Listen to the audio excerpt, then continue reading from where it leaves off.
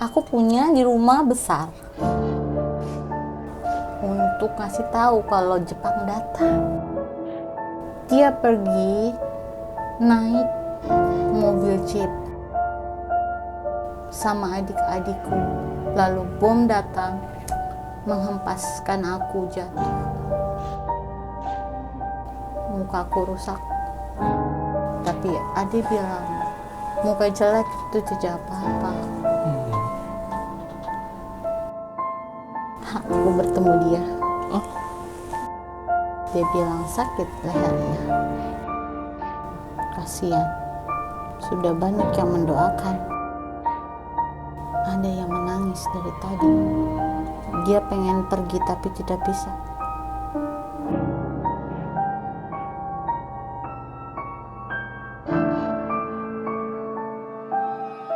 Assalamualaikum warahmatullahi wabarakatuh. Salam Rahayu. Kembali lagi di channel Lonceng Misteri bersama gue Rizko. Seperti biasa di video kali ini gue udah undang satu narasumber yang akan menceritakan pengalaman mistisnya. Oke, langsung kita sapa aja. Di sini udah ada Mbak Arini. Mbak Arin, Halo. apa kabar Mbak? Baik. Alhamdulillah. Kali ini mau cerita apa nih Mbak? Pengalaman gue tentang lihat mereka yang kasat mata, dan ada juga ya pokoknya pengalaman pribadi sih kayak gitu. Oke, sebelum lanjut ke cerita, gue mau ngingetin ke kalian nih. Jika kalian tertarik dengan konten-konten yang ada di channel ini, kalian bisa support kita dengan cara subscribe channel ini, like, komen, dan juga share video ini ke teman-teman kalian semua. Dan juga jangan lupa bunyiin lonceng notifikasinya, biar kalian dapat update terbaru dari kita. Dan juga jika kalian mau kirim cerita atau mau jadi narasumber, gampang banget caranya. Kalian tinggal klik link yang ada di deskripsi di bawah video ini. Oke, nggak usah lama-lama lagi, langsung kita dengar cerita dari Mbak Arin.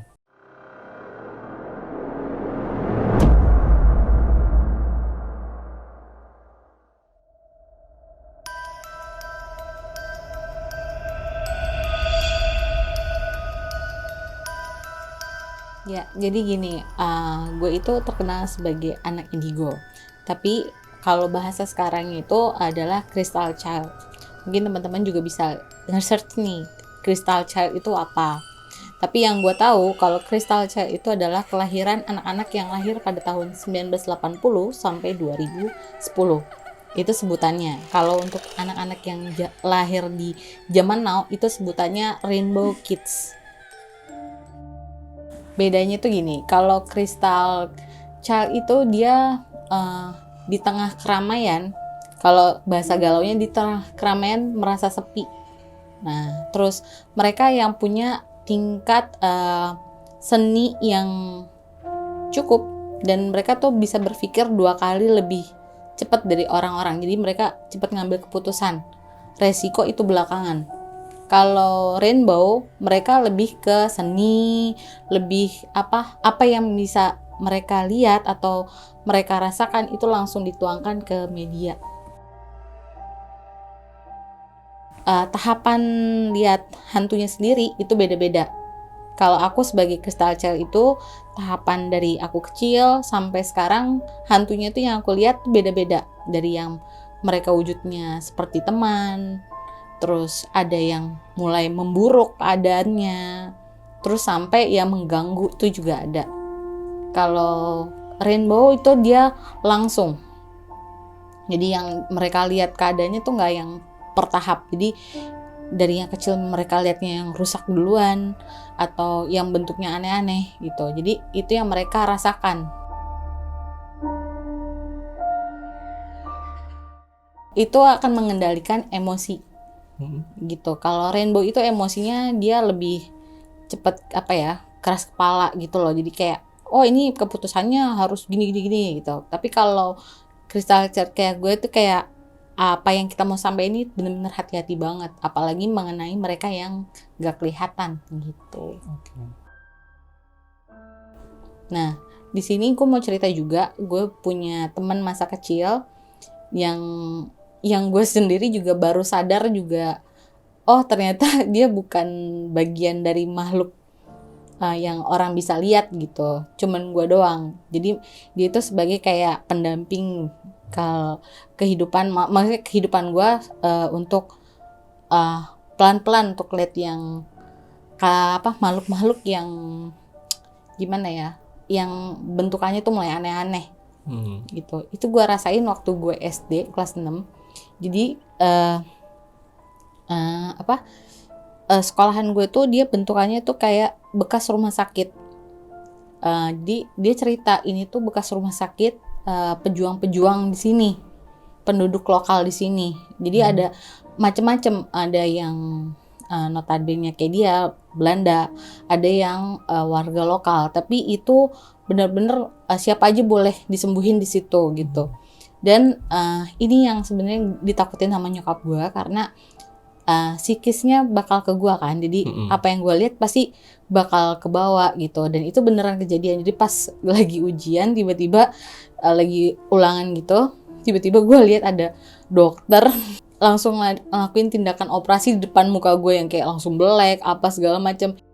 Itu ternyata gue sampai yang nggak bisa ngomong, sampai yang ini beneran gak sih gitu kan, ini salah orang gak sih gitu. Terus gue bener-bener ngeliat, ya ini bener-bener mereka tuh melakukan tindakan yang sewajarnya gitu. Itu nggak cuman satu hari itu doang, terus hari berikutnya lagi makin aneh lagi gitu. Itu real banget, Mbak? Real. Mereka datang kayak badut, kayak menghibur gitu loh. Ini tapi badannya setengahnya kuda. Terus misalnya Belanda lalu larang di lorong gitu, ya jalan biasa, nyanyi-nyanyi kayak gitu. Bahkan sebelah kelas gue tuh dulu gue inget banget kamar mandinya adalah bekas kamar mayat.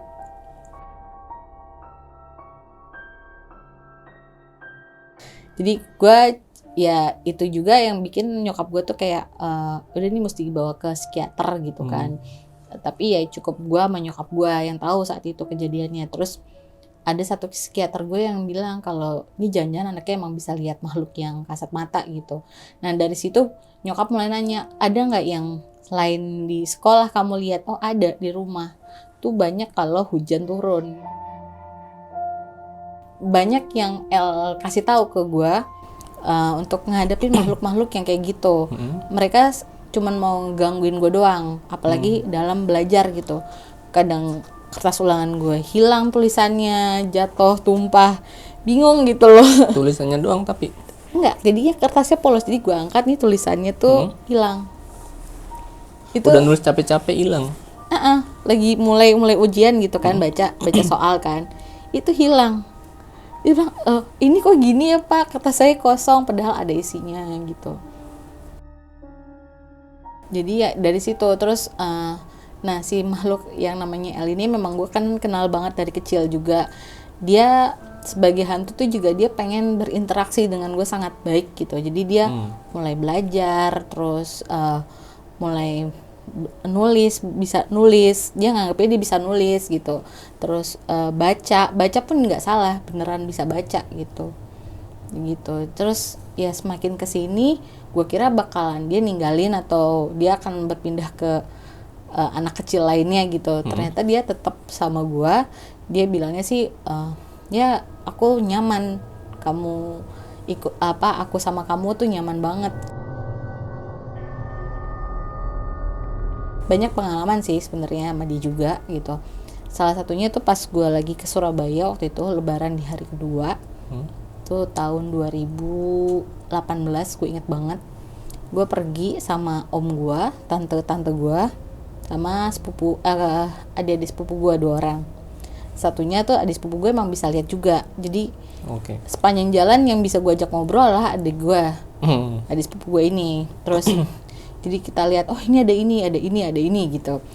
Dan pas sampai di, kan kita pemberhentiannya kan mau ke Surabaya, tapi kita berhenti dulu di Jogja karena tante gue itu kuliah masih S3 di Surabaya, di Jogja. Habis itu sebelum nyampe ke tempat kosannya dia, kita berhentilah ke tempat toko pulsa kan. Counter pulsa gitu. Kita ayo deh isi pulsa dulu deh. Soalnya masih belum ada wifi di sana. Oh ya udah. Isi, terus gue dengar ada yang duar gitu. Terus sebenarnya gue apa yang bangun, ada apa gitu kan, lagi duduk, gitu. Kenapa mbak gitu, yang orang nganternya, enggak mas tadi ada kayak duar gitu, enggak denger gitu, oh gitu. Terus tiba-tiba tembakan, itu bener-bener gue ngumpet jongkok gitu kan, maksudnya kayak itu ditembak-tembakan, nggak ada. Terus adik sepupu gue deh yang ketawa, terus kak keluar bentar deh gitu kan, dia nyeret gue keluar bentar deh. Kenapa sih tadi denger nggak? Iya dengar. Terus tiba-tiba ada yang nyanyi Indonesia Raya, bener-bener. Terus pas gue lihat baca deh pelangnya, ternyata itu makam pahlawan.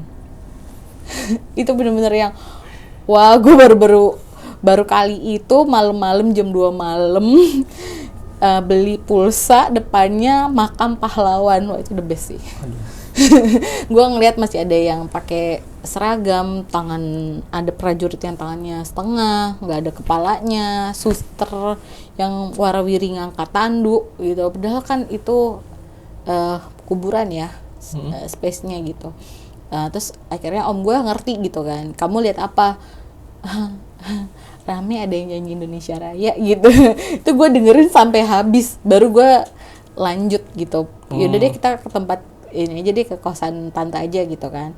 Nah pas di jalan tante gue nanya, om gue nanya, nak kamu tahu nggak bentukan kosan tantemu gimana?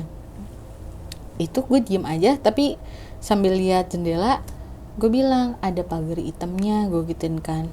Terus di bawahnya itu kayak ada warung ya, gue gitu kan, kayak ada yang jualan gitu, tapi yang aktif kamarnya di atas satu, gue gituin kan. Terus om gue melipir lagi ke bahu jalan gitu, berhenti. Terus itu semua yang di mobil tuh ngeliatin gue, kok lo tahu gitu kan. Belum pernah ke sana? Enggak, baru hari itu yang mau ke tempat tante gue gini, kok kamu tahu gitu kan, itu tempat ini jualan sembako, jadi jualannya cuma telur, beras, minyak gitu kan, agen kecil gitu doang kata dia gitu kan. Oke, ternyata yang gue lihat persis sama, gerbangnya pagernya warna hitam, terus ada warung sembakoan gitu. Dan itu anehnya tuh tempat sembakonya tuh cuma di depan doang, jadi pas di dalam lagi banyak ruangan yang kosong. Nah habis itu udah dong, gue bilang oke, gangguannya cukup sampai sini doang kali ya, nggak akan gangguin lagi. Pas gue naik masuk ke kosannya, naik ke atas, gue lihat ada 3 kamar kosong. Tante gue ada 4 kamar kan, jadi yang 3 ini kosong. Terus kata tante gue, oh dia tidurnya di kamar yang sana, itu kamarnya gede, terus kosong juga gitu kan. Jadi ya udah sebelum tidur gue ngepel dulu sama tante gue, nyapu, beresin segala macam. Pas setengah tidur terus ada yang ngomong gini di gue tuh yang kayak arp gitu kan, kamu siapa gitu kan, bawa apa kamu kesini gitu. Nggak bawa apa-apa gitu tapi ngomong nggak bawa apa-apa gitu kan. Gue bawa apa-apa, numpang tidur, nggak ada permisinya gitu. Pokoknya ngomongnya gitu. Udah kok permisi tadi, enggak saya nggak denger, kamu tahu nggak saya siapa? Enggak, gue gituin kan. Tapi itu gue tuh ngerasa gue melek dan ngomong enggak gitu. Terus akhirnya dia bilang, saya nyai di sini, nyai melati di sini maksudnya.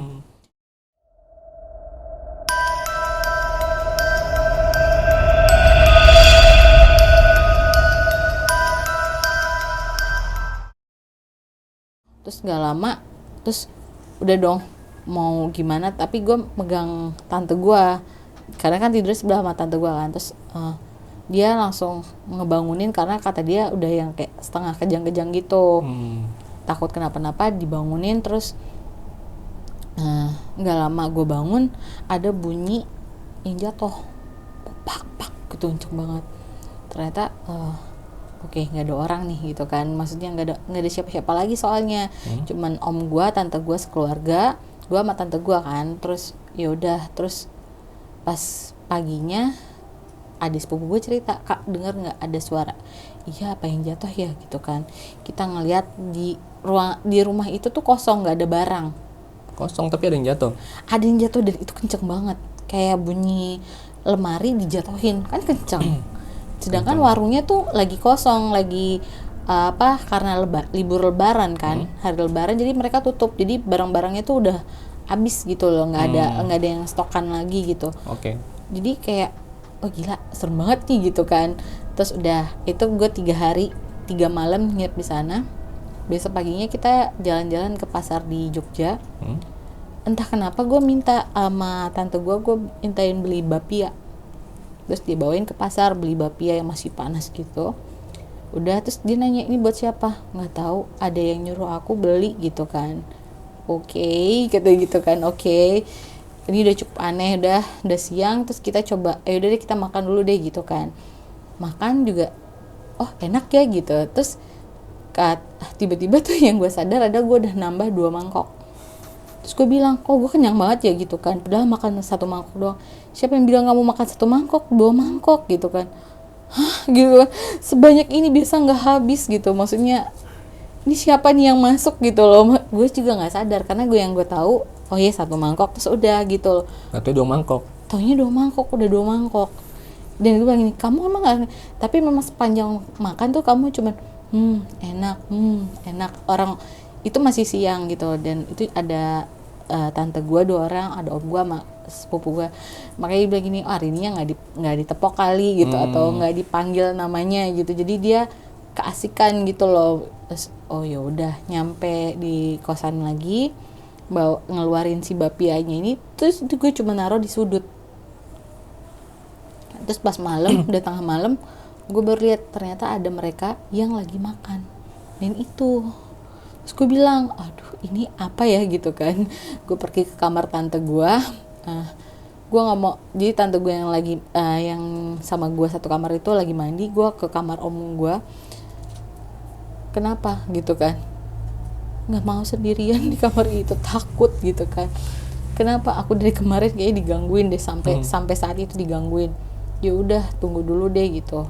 Dan itu beneran aku ngelihatnya tuh kayak kuntilanak gitu, tapi dia bajunya tuh apa ya, gede gitu loh, lebar kayak ya mungkin entah kuntilanak atau genderuwo gitu, aku nggak ngerti deh tuh. Karena emang kan banyak bahasanya kan, jadi mereka bisa menyerupain ini gitu. Jadi ya udah deh, terus abis itu adik sepupu gue yang kecil ini yang ngomong gini, kakak nggak apa di yang 2 kamar itu ada apa gitu kan, karena kan kelewat, jadi aku nggak fokus ke sana. Pas ngintip lagi ada pocong, itu bener-bener loncat-loncat, dan itu yang lihat adik sepupuku, aku sama om aku. Cuma kok bisa sih gitu kan, kok bisa sih, tapi mereka nggak keluar karena dihalang. Karena aku bilangnya aku takut gitu loh, tolong dong siapa aja tolong apa, lindungin sebentar aja selama di rumah ini gitu.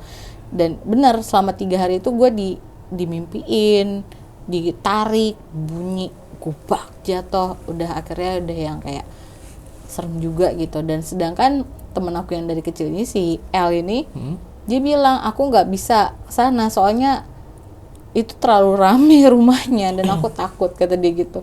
Terus aku nanya, dia takut juga? Dia setan juga, dia takut.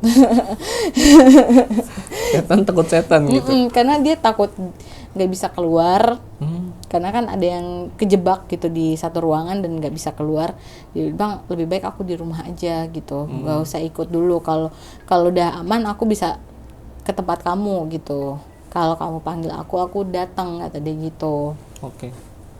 Jadi itu makanya kesini pun juga dia sebenarnya udah lihat juga. Aku nanya, kamu mau ikut nggak? Boleh, tapi kita ngapain ya gitu, kita ngapain ya, cerita apa ya.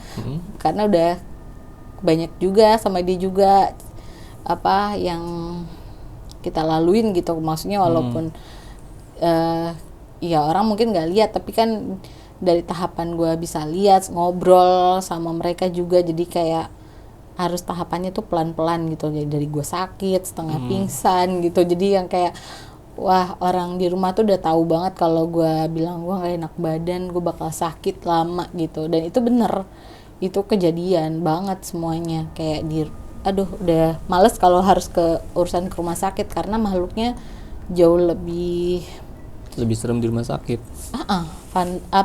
Lebih rame dan lebih macem-macem. Nggak yang wujudnya bukan kayak orang sakit, enggak, tapi mereka ada tanduknya. ada yang setengah badannya binatang, Kayak kuda gitu.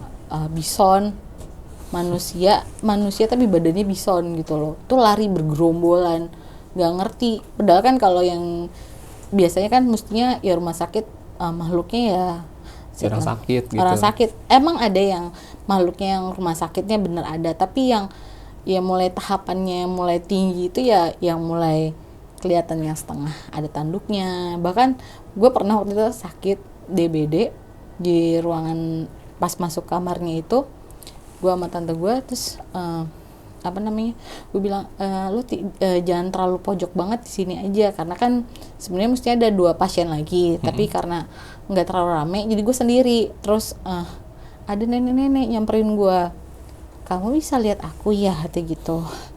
Terus udah nggak mau ngomong, cuman buang muka aja liatin yang lain gitu, maksudnya itu gitu kan, ya, apa sih gitu kan, yang maksudnya yang jagain aku si L ini juga ngomong, ini apaan sih nih makhluk gitu kan. Serem banget sih gitu kan, coba diperhatiin, kata dia gitu kan, coba diperhatiin. Dia cuman ngajakin biar aku nggak tahu, coba diperhatiin pelan-pelan. Ternyata ada tanduknya. Nenek itu? Ada nenek itu pakai tanduk. Ramah, neneknya itu ramah. Tapi El bilang ini kayaknya ada perjanjian deh gitu, soalnya nenek-nenek ini itu kayak ya mungkin ada perjanjian ini tumbalnya gitu loh. Dianya jadi tumbal. Jadi matinya tuh karena tumbal, jadi dia tanduknya juga nggak yang gede gitu, kecil gitu. Selama gue sakit seminggu itu, nenek itu depan ranjang gue terus nungguin. Gak mau apa-apa, cuma enggak mau minum nggak gitu. Jadi kalau katanya El, kalau lo sampai di keadaan yang drop banget, lo bisa ditarik sama nenek ini untuk pergi gitu loh, dan nggak balik, kata dia gitu. Jadi ya El cukup jagain juga, jadi jangan sampai lo nggak sehat gitu, jangan sampai drop keadaannya gitu. Dia takut juga gitu.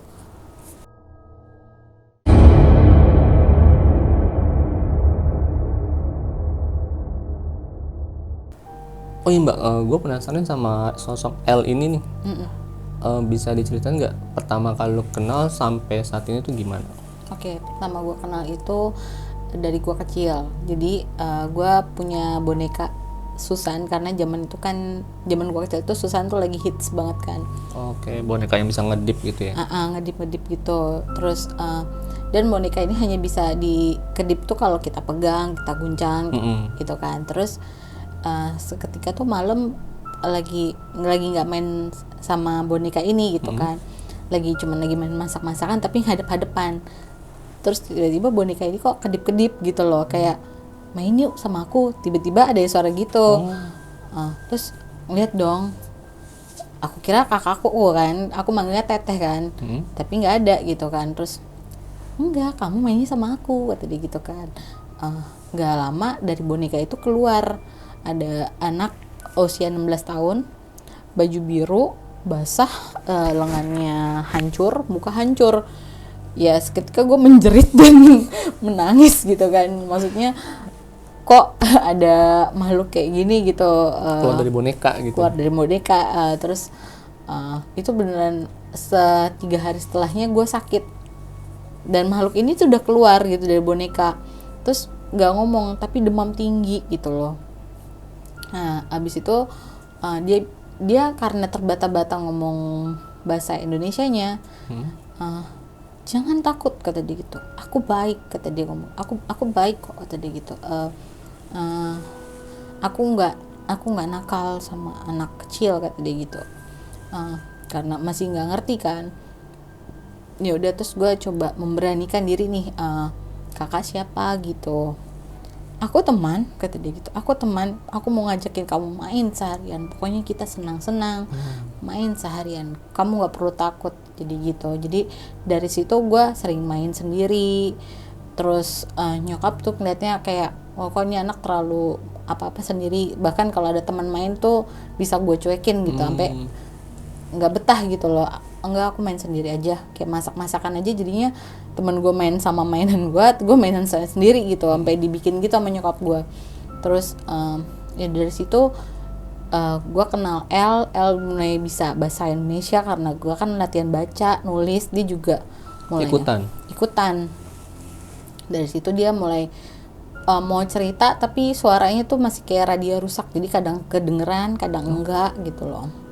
Gelombangnya masih belum satu frekuensi kalau bahasa sekarangnya. Kalau sekarang sih dia ngomong kayak seperlunya aja, dia kayak ngomong kayak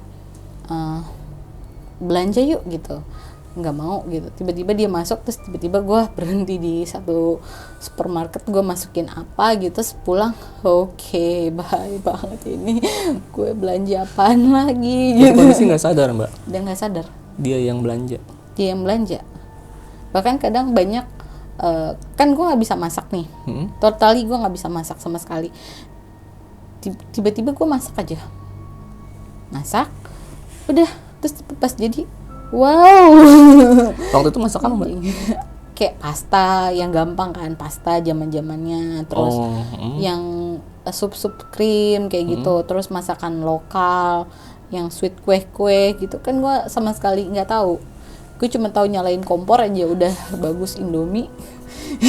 Tahu tuh bisa masak. Terus tiba-tiba ini gue bikin yang kayak kue, pastry, terus kayak kue yang manis, brownies, coklat kayak gitu. Terus nyokap juga kayak, kamu belajar dari mana? Nggak tahu. Tiba-tiba jadi omelet, tiba-tiba jadi apa gitu.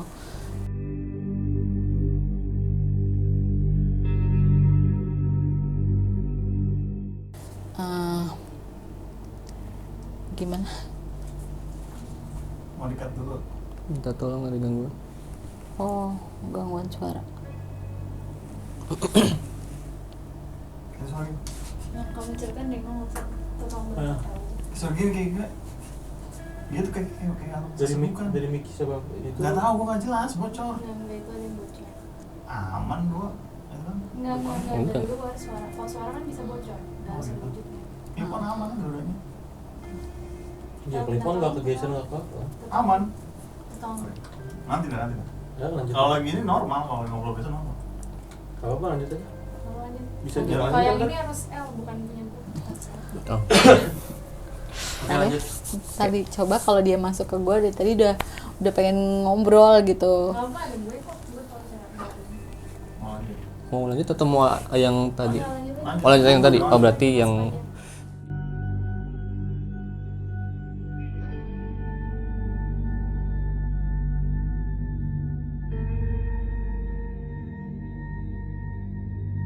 Jadi apa ya, banyak sih kejadian-kejadian kayak gitu juga. Pas gue di kosan dulu, gue pernah ngekos juga di daerah Blok M. Depannya itu sekolah penerbangan, dan kamar gue tuh langsung hadap sekolahannya gitu. Itu bokap gue tuh pas masuk, kamu nggak apa-apa di sini. Bokap tuh sebenarnya peka juga, tapi dia bodo amat gitu loh. cuek ya. Cuek, dia bilang cuma nanya, kamu nggak apa-apa di sini, nggak apa-apa. Terus dia ngeliatin, banyak pohon beringin ya di sini, kamu nggak apa-apa gitu kan. Kenapa pak? Nggak apa-apa, beneran nggak apa-apa. Kalau ada apa-apa telepon ya, kabarin ya gitu. Oh iya pak gitu kan. Bokap juga pegangan bokap mungkin kenceng juga kali ya. Jadi dia kalau gue ada apa-apa tuh, gue bukannya ke nyokap sebenarnya, gue langsung telepon bokap gitu.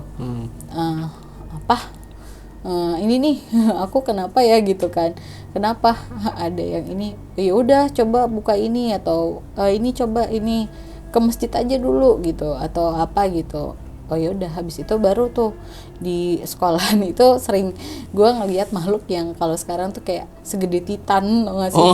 Oh my god. Itu tuh bener-bener loncat ke sekolahan itu gitu loh. Banyak kunti-kuntinya juga di situ. Jadi mereka kadang suka mampir ke kosan gue. Jadi pernah gue kaget pengen say hello sama penghuni baru. Soalnya di sini tuh sering yang di penghuni kamar ini sering pindah gitu loh, nggak betah gitu. Gimana nggak betah, selama gue ngekos sebulan itu gue langsung pindah. Gue pindah ke tempat yang sebenarnya cuma di belakangnya gitu ya. Itu juga sama digangguin juga. Di gangnya itu juga sering setiap maghrib tuh sering ada bayi nangis di gang itu doang. Padahal nggak ada bayi. Gak ada bayi. Gue sampai yang kok ada bayi ya gitu. Oh mungkin ini kali jam bayi mau tidur kali ya. Ya udah. Terus pas jam 8 kok masih ada suara bayi gitu. Padahal di hari yang lain. Oh terus pas itu baru gue sadar, pas gue kan ada kali gitu kan sedikit. Ternyata ada bayi yang dibuang di situ.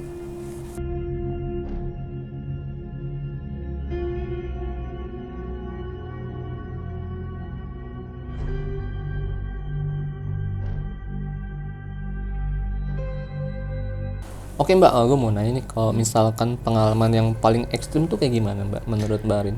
Pengalaman ekstrim tuh menurut gue pernah sampai mimisan.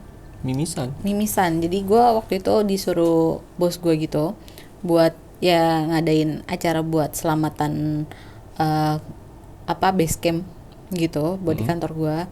Dia bilang, Rin, tolong kamu cek-cekin apa yang kurang, jadi buat laporan. Jadi kayak oh ini kamar mandinya airnya belum jalan gitu, terus oh ini pantry kurang galon gelas, itu jadi catatan kan. Terus pokoknya hal-hal kecil kayak AC, terus ini kira-kira meja kapan datang kayak gitu. Terus nah sambil nunggu itu, sambil gue rekap gue ngecek kan di bawah oke gitu. Tapi tempatnya sendiri memang bekas rumah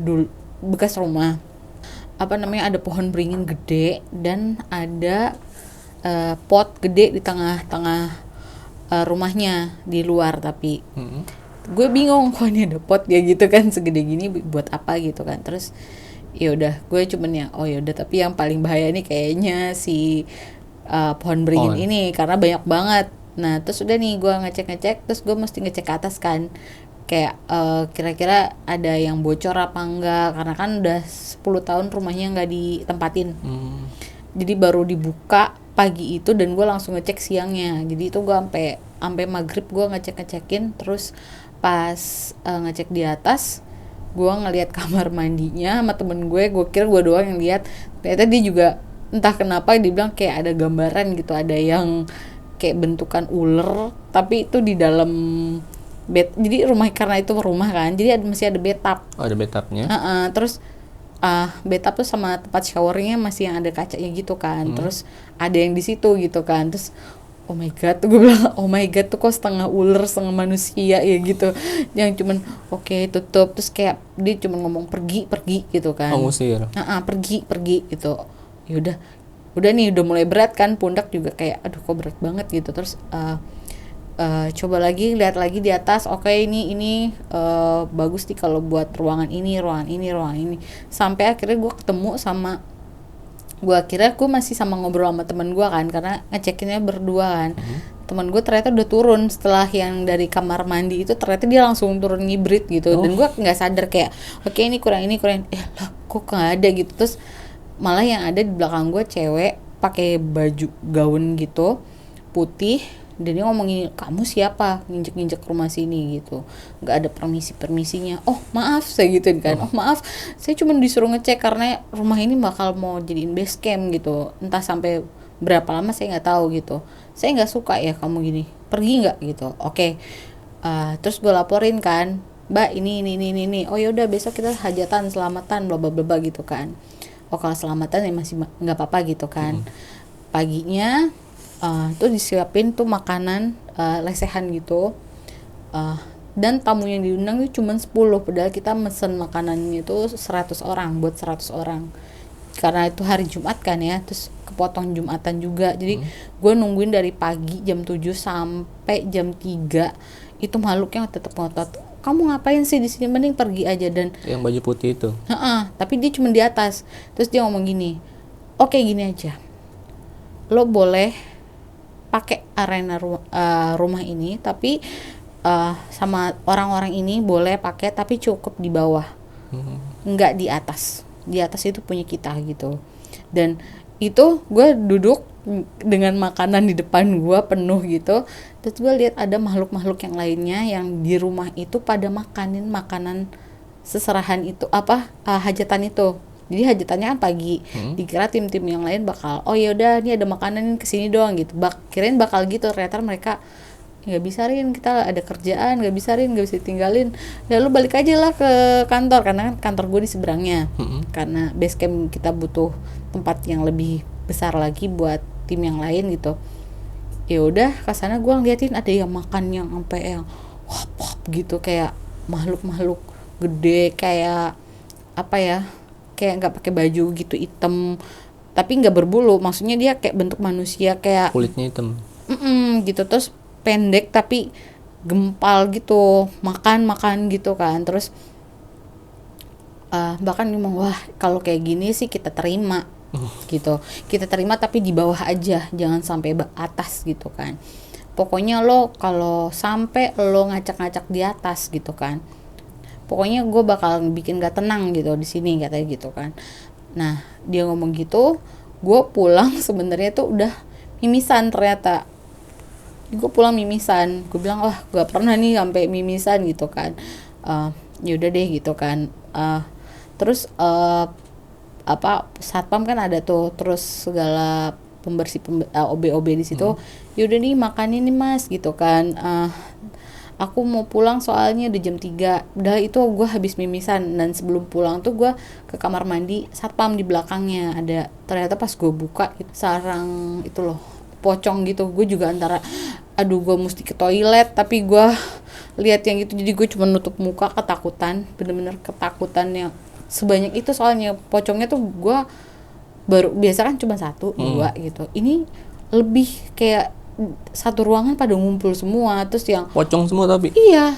Lagi gue bilang aduh selesai ini dulu gue pulang, maksudnya gue nggak mau sampai mereka tahu gue bisa lihat gitu, maksudnya Kau pura-pura nggak lihat. jadi kayak orang yang cuek aja, jadi kayak ngebersihin ini gitu. Tapi makhluk mereka itu kan tahu yang beneran bisa lihat gitu, pasti dia langsung bisa lihat kan lo gitu. Mastiin ya. Oh ya udah, sampai situ gue pikir gue sampein ke atasan gue, mbak ini yang dipakai cukup yang di bawah kan ya, gue gituin. Iya di bawah aja, kenapa Rin? Jangan sampai ke atas deh, gue gituin. Kenapa? Nggak enak auranya soalnya gitu. Apalagi aura di bawah pun di kamar mandinya juga kurang bagus kalau kita nggak bersihin banget.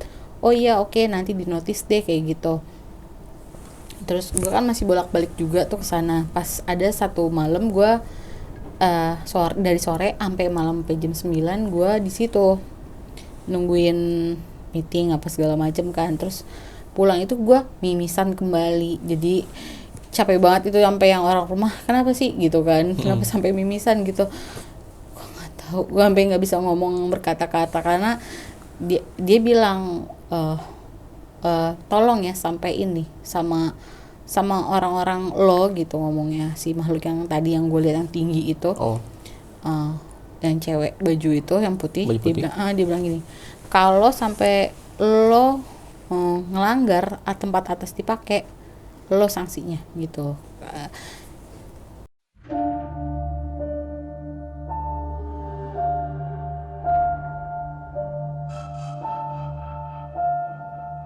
Oke mbak, berarti itu ceritanya cukup banyak ya. Sebenarnya cerita lain banyak ya, tapi kayaknya cukup deh. Itu aja dulu ya. Iya. Oke, terima kasih banyak mbak untuk ceritanya. Yap, sama-sama. Ceritanya menurut saya berkesan sekali ya. Dari pocong ngondek, dari kuntilanak kalau papasan kaget juga. Iya. Nggak tahu sih kalau mereka kaget-kagetan juga ya kalau misalkan ngeliat kita yang bisa ngeliat mereka gitu. Oke, buat kalian yang mau kepo-kepo nih tentang Mbak Ari ini nih, atau mau nanya-nanya hal-hal mistis lainnya, pengalaman pribadi beliau, kalian bisa follow IG-nya. IG-nya di apa mbak? IG-nya di arini_weninggali. Oke, siap. Jangan lupa di follow, dan sekali lagi gue mau ngingetin kalian, jika kalian suka dengan konten-konten yang ada di channel Lonceng Misteri, kalian bisa bantu support kita dengan cara like, share, and subscribe, dan juga bunyikan loncengnya biar kalian dapat notif terbaru dari kami. Oke. Kali ini gue sama Mbak Arini undur diri, pamit, bye.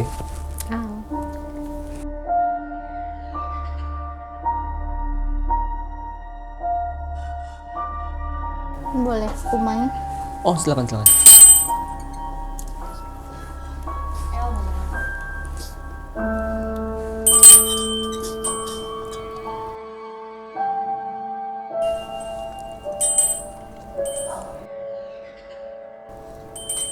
aku punya di rumah besar